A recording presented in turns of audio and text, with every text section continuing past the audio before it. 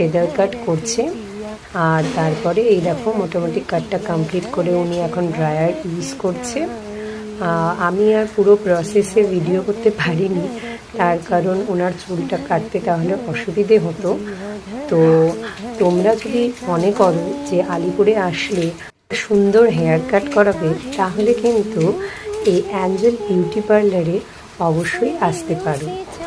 আর কি মনে হয় জানো, বিউটি পার্লারে যারা আমাদেরকে এত সুন্দর সুন্দর লুক দেয় তারা কিন্তু এক একজন আর্টিস্ট, তাই না বলো?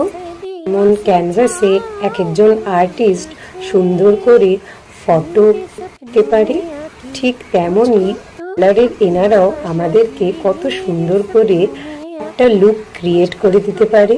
দেখো চুল কেটে আমি ভীষণ হ্যাপি, তাই জন্য বিভিন্ন রকমভাবে আমি পোজ নিয়ে দেখছিলাম যে